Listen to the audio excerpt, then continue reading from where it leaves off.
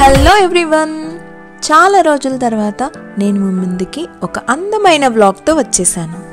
మీలో కొంతమందికి తెలిసే ఉంటుంది మేము కాలిఫోర్నియా షిఫ్ట్ అయ్యామని. ఒక 6 months అవుతుంది షిఫ్ట్ అయ్యి. ఇప్పుడిప్పుడే అంతా అడ్జస్ట్ అవుతుంది. మొత్తం చాలా అన్నీ కొత్తగా ఉన్నాయి. మనకి హెల్త్ కానీ బాడీ, స్కిన్, వెదర్ అన్నీ అలవాటు అవ్వడానికి మినిమం 6 months పైనే పడుతుంది అంటున్నారు. ఎందుకంటే ఇన్ని సంవత్సరాలు మనం ఇండియా వెదర్కి, అక్కడ క్లైమేట్కి, అక్కడ ఫుడ్కి అంతా అలవాటు పడి వెంటనే ఇక్కడికి వచ్చి సెట్ అవ్వడానికి అంత ఈజీ కాదు అంటాం. కానీ దూరం నుంచి బాగానే ఉంటుంది. ఇక్కడికి వచ్చి చూసి అంతా సెట్ అయితే కానీ మనం ఉండలేము ఇక్కడ. సో లాస్ట్ వీకెండ్ బోర్ కొడుతుంటే ఊరికే ఒక చిన్న ట్రిప్ అలా వేసాము. ఎస్ఎఫ్ఓలో ఉన్న గోల్డెన్ గేట్ పార్క్కి అండ్ గోల్డెన్ గేట్ బ్రిడ్జ్కి ఒక చిన్న ట్రిప్ వేసాము. స్టార్ట్ అయ్యేసరికి మధ్యాహ్నం అయిపోయింది. ఇంకొకటి చెప్పాలి, నేను ఈ గోల్డెన్ గేట్ బ్రిడ్జ్కి సెకండ్ టైం వస్తున్నాను. లాస్ట్ టైం వచ్చినప్పుడు చాలా క్లౌడీగా ఉండింది, అస్సలు బ్రిడ్జ్ కనపడలేదు. మోస్ట్లీ ఎస్ఎఫ్ఓ టెంపరేచరే అలా ఉంటుంది, ఎప్పుడు విండీగా, క్లౌడీగా అలాగా. అండ్ ఈసారి మాత్రం నేను చెప్పి తీరాల్సిందే, మేము యాక్చువల్లీ చాలా సర్ప్రైజ్ అయ్యాము. బికాస్ వింటర్ స్టార్ట్ అయిపోయింది ఇక్కడ. సమ్మర్లో వచ్చినప్పుడే చాలా క్లౌడీగా అసలు బ్రిడ్జ్ కనపడలేదు.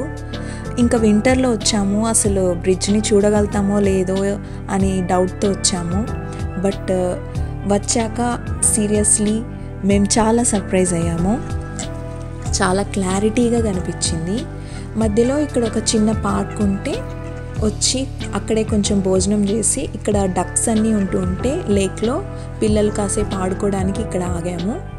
అండ్ తర్వాత ఎస్ఎఫ్ఓలో ఉన్న గోల్డెన్ గేట్ బ్రిడ్జ్కి వచ్చాము. పక్కనే ఉన్న బీచ్కి చూడండి ఎంత బాగా క్లియర్గా కనిపిస్తుందో బ్రిడ్జ్. సీరియస్గా చాలా సర్ప్రైజ్ అయ్యాము. వెదర్ ఇంత సపోర్ట్ చేస్తుందని అనుకోలేదు. ఎందుకంటే వింటర్ స్టార్ట్ అయింది ఇక్కడ. యాక్చువల్లీ మేమున్న ప్లేస్ కంటే ఇక్కడ ఇంకా ఎక్కువ టెంపరేచర్ చాలా తక్కువగా ఉంటుంది, చలి ఎక్కువగా ఉంటుంది. బట్ ఈరోజు వెదర్ చాలా బాగుంది. చాలా ఎగ్జైటింగ్గా అనిపించింది బ్రిడ్జ్ ఇంత క్లారిటీగా కనిపిస్తుంటే. అన్నిసార్లు బ్రిడ్జ్ అంటుంది, ఏముంది బ్రిడ్జ్లో అని అనుకుంటున్నారా? కాలిఫోర్నియా ఎస్ఎఫ్ఓ అని అంటే ఫస్ట్ అందరికీ ఈ బ్రిడ్జే గుర్తొస్తుంది. దూరం నుండి చూడటానికి అలా బుల్లి బ్రిడ్జ్లా ఉంది కదా, కానీ ఇది మొత్తం 2 miles లాంగ్ ఉంటుంది. అండ్ ఇది కట్టి 86 years అవుతుందంట. దీనికి ఒక రికార్డు కూడా ఉందంట, one of the longest suspension bridge అని. సస్పెన్షన్స్ అంటే ఏంటో కాదండి, ఆ బ్రిడ్జ్ సస్పెన్షన్స్ గ్రిప్ మీద నించొని ఉంటుంది అండి. అంటే సస్పెన్షన్స్ అంటే తాడుల్లాగా ఉన్నాయి కదా పైన వేలాడుతూ, వర్టికల్ పోల్స్కి అటాచ్ అయ్యి, సో వాటి గ్రిప్ మీద అది ఉందండి.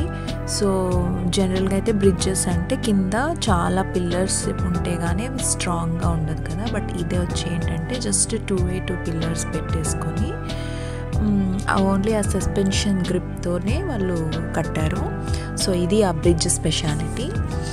సో ఆ తర్వాత ఈ లొకేషన్ వెదర్కి చాలా బాగుండింది. కొన్ని పిక్చర్స్ తీసుకొని కాసేపు అలాగా అక్కడే టైం స్పెండ్ చేసి ఫ్యామిలీతో, ఆ తర్వాత కొన్ని పిక్చర్స్ తీసుకొని, వీడియోస్ తీసుకొని తర్వాత ఇంటికి వచ్చేసామండి.